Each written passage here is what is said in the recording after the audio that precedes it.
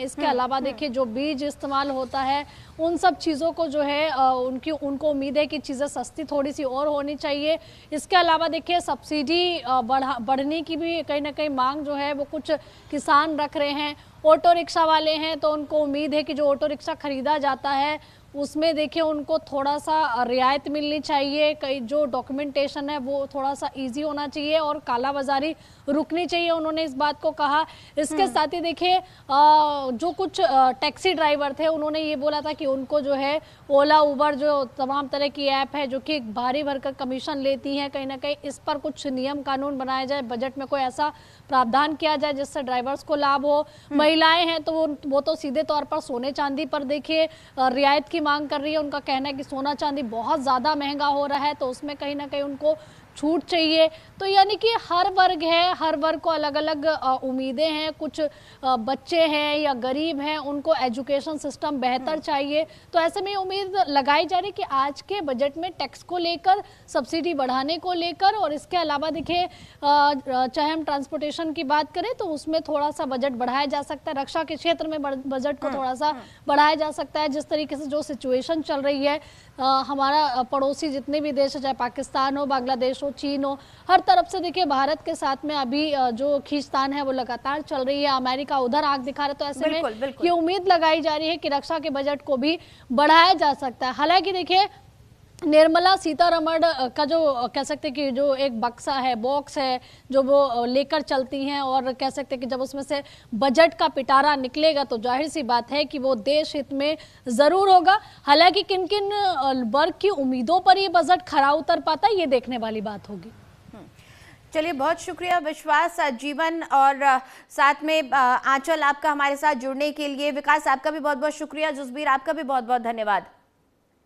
तो आपको बता दें कि बजट से आज कई उम्मीदें लोगों को हैं, चाहे वो सीमावर्ती राज्य हो हमारे, उन्हें उम्मीद है कि कहीं ना कहीं रक्षा बजट में उन्हें कुछ बेहतर लाभ मिलेंगे। इसके साथ ही अगर मैदानी इलाकों की बात करें या फिर पहाड़ी क्षेत्रों की बात करें तो यहाँ पर नेचुरल डिजास्टर्स काफ़ी ज़्यादा होते हैं, चाहे भूस्खलन है या फिर बाढ़ है।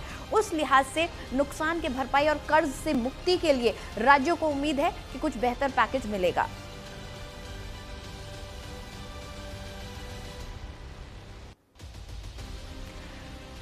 तो आपको बता दें कि आज देश का आम बजट पेश होने वाला है। सुबह 11 बजे ये बजट पेश किया जाएगा और इसके लिए सुबह 8:30 बजे निर्मला सीतारमण अपने आवास से निकलने वाली हैं। इसके बाद सुबह 9 बजे राष्ट्रपति भवन पहुंचेंगी, सुबह 10 बजे संसद भवन पहुंचेंगी निर्मला सीतारमण और 10:15 बजे कैबिनेट में औपचारिक बैठक यहां पर रखी गई है। 11 बजे यहां पर लोकसभा में बजट पेश होना है। लोकसभा में बजट पेश करेंगे आज वित्त मंत्री निर्मला सीतारमण। तो ये पूरा शेड्यूल हम आपको बता रहे हैं किस तरीके से आज वित्त मंत्री निर्मला सीतारमण का दिन रहने वाला है। काफी महत्वपूर्ण आज का यह दिन है।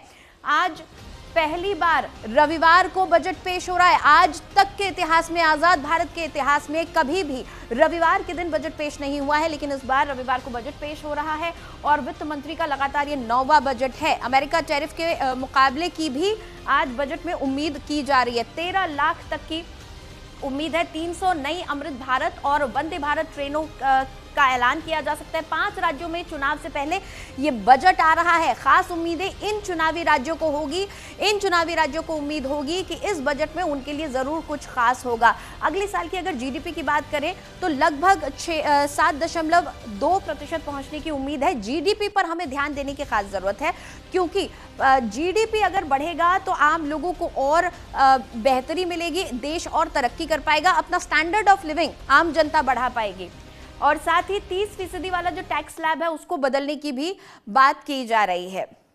तो ये तमाम अपडेट्स हम आप तक लगातार पहुंचा रहे हैं। फिलहाल एक छोटे से ब्रेक के लिए रुक रहे हैं, जल्द हाजिर होंगे।